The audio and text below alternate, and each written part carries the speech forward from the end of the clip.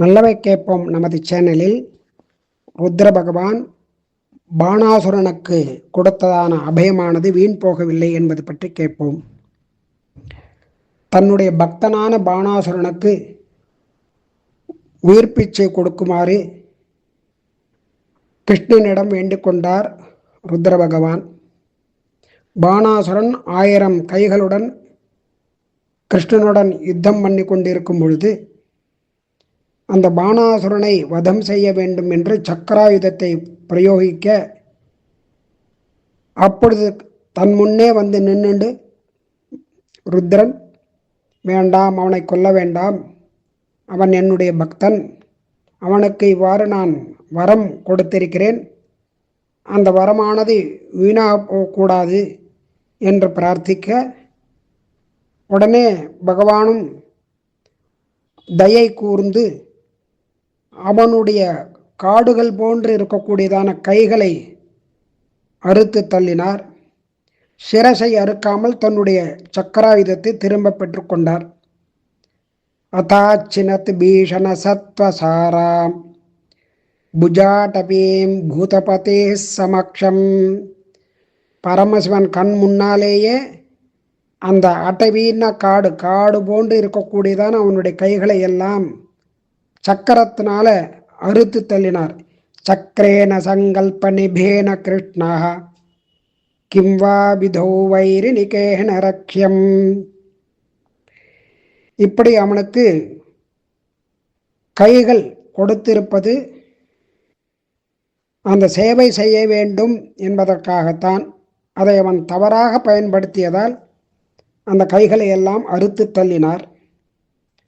உடனே கிருஷ்ணன் ருத்ரனை பார்த்து, உமாபதியே, உன்னுடைய வேண்டுகோளின்படி, நீ கொடுத்த வரத்தின்படியே அவன் பிழைத்து போகட்டும் என்று அனுக்கிரகம் பண்ணினார்.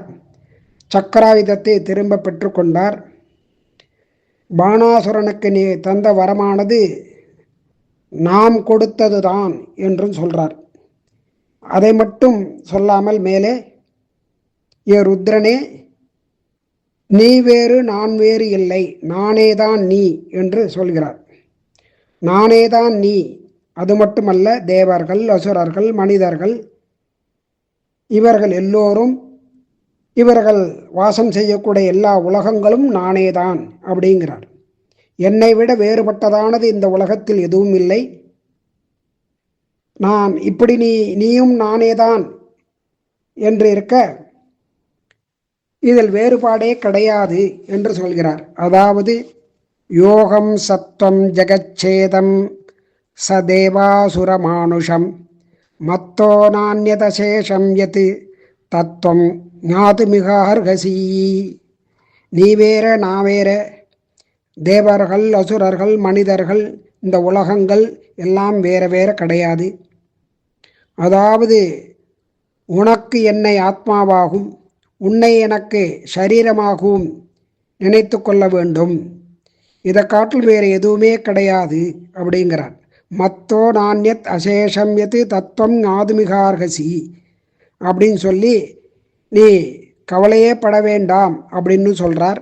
அதாவது பகவானுக்கு இந்த பிரபஞ்சமே சரீரம், இது அஞ்ஞானத்தினால ஒரு கலக்கம் ஏற்படுறது. அந்த கலக்கம் இல்லாமல் இதை தெரிந்து கொள்ள வேண்டும் அப்படிங்கிறார். அதாவது இந்த அவித்யைங்கிறதான ஒரு கலக்கத்தினால மனிதர்கள் உன்னையும் என்னையும் வேறுபடுத்தி பார்க்கிறார்கள். அதனால் உனக்கு நான் ஆத்மா, எனக்கு நீ சரீரம், ஆத்ம சரீர பாவத்தினால பார்க்க வேண்டும் அப்படிங்கிறார்.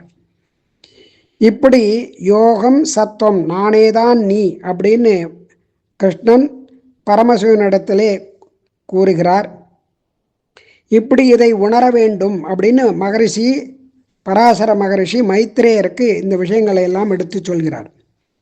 ஜெகச்சேதம் சதேவாசுர மானுஷம் அகமேவ.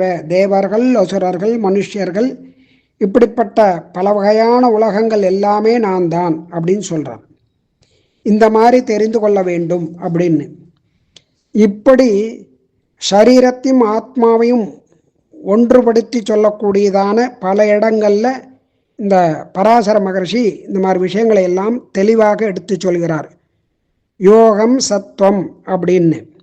நான் உனக்கு ஆத்மா, நீ எனக்கு சரீரம், அதாவது உடலும் உயிரும் ஒன்றுபட்டவராக இருக்கக்கூடியது அப்படின்னு, வேறு வேறு கிடையாதுங்கிறத இந்த அர்த்தத்தில் புரிஞ்சுக்கணும் அப்படின்னு. இப்படி பரமசிவன் பிரார்த்தனை பண்ணபடி பானாசுரனை கொல்லாமல் விட்டான் கண்ணன். அவனுடைய தலையை அந்த சக்கராயுதமானது அறுக்கவில்லை. இதுக்கு இன்னொரு காரணம் என்ன அப்படின்னா, பெரியவர்கள் அனுபவிக்கக்கூடியது, தன் பேரனான அனிருத்தன், அவனுடைய மனைவி இந்த பானாசுரனுடைய மகள் உஷை. இந்த உஷாவை தான் அவன் விவாகம் செய்து கொள்ளப் போகிறான். அதனால் அந்த பெண்ணிற்கு தந்தை இருக்க வேண்டும் என்கிற காரணத்தினாலேயே பானாசுரனுடைய தலையை அறுக்காமல் அவனுக்கு உயிர் பிச்சை கொடுத்தான் என்று பெரியவர்கள்லாம் அனுபவிக்கிறார்கள்.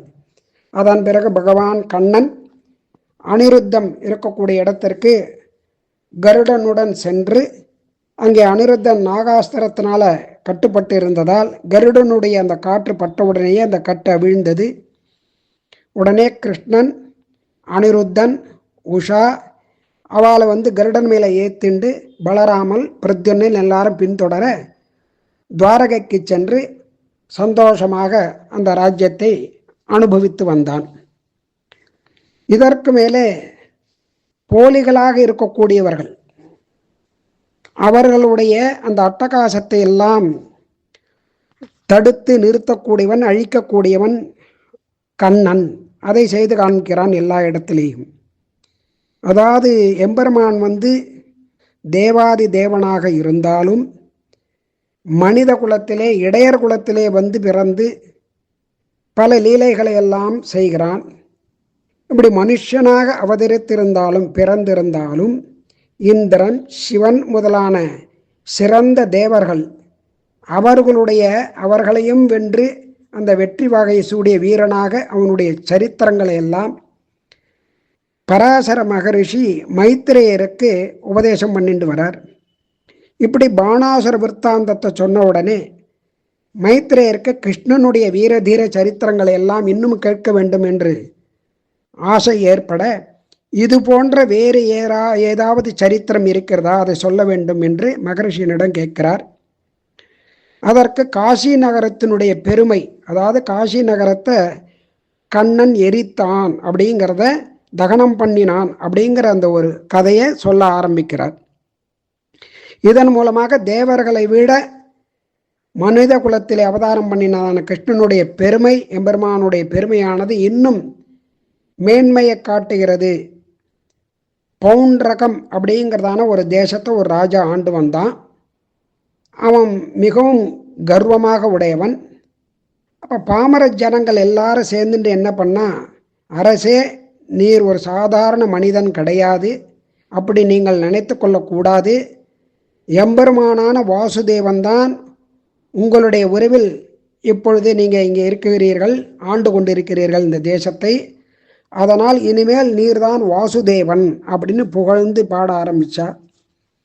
இந்த ஜனங்களுடைய வார்த்தையை அப்படியே நினைச்சுட்டு தான் ஒரு வாசுதேவன் அப்படிங்கிறதாக நினைக்க ஆரம்பித்தான் அந்த ராஜா.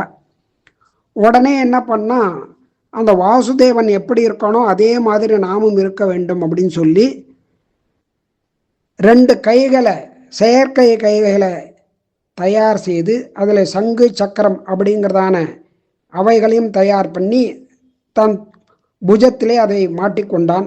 இப்பொழுது அவனுக்கு சதுர்புஜம், 4 கைகள் வந்துடுத்து. அதே மாதிரி சங்கம், சக்கரம், கதை, இந்த மாதிரியான பஞ்சாயுதங்களை எல்லாம் அவன் போட்டுக்க ஆரம்பித்தான், தரிச்சுக்க ஆரம்பித்தான். மார்பில் சீவச்சம் அப்படிங்கிறதான ஒரு மருவையும் ஒட்டின்டான். வனமாலைன்னு மாலாக்காரனிடத்தை கேட்டு தினமும் ஒரு மாலையை போட்டுண்டு வந்தான். இப்படி கிருஷ்ணன் பண்ணினதான வீர தீர சரித்திரங்களை எல்லாம் தானே பண்ணினதாக அங்கே இருக்கக்கூடியதான அந்த அரசவையில் இருக்கக்கூடியதான அந்த புலவர்கள் அவளெல்லாம் விட்டு சொல்ல சொன்னான். மனிதர்களெல்லாம் அதை நம்பும்படியாக பண்ணினான். பொய்யான ஒரு ஆதிசேஷனை ஏற்படுத்தி செயற்கை ஆதிசேஷன் மேலே படுத்துட்டான். செயற்கையான ஒரு கருட வாகனத்தை பண்ணி அதில் போயின்னு இருந்தான். மந்திரிமார்களுக்கெல்லாம் இந்திரன், சந்திரன், ருத்ரன் அப்படின்னு எல்லாத்தையும் பேர் வச்சான் எல்லாருக்கும்.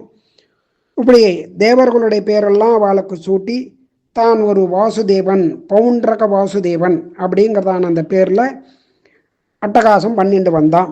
மற்றவை நாளை கேட்போம்.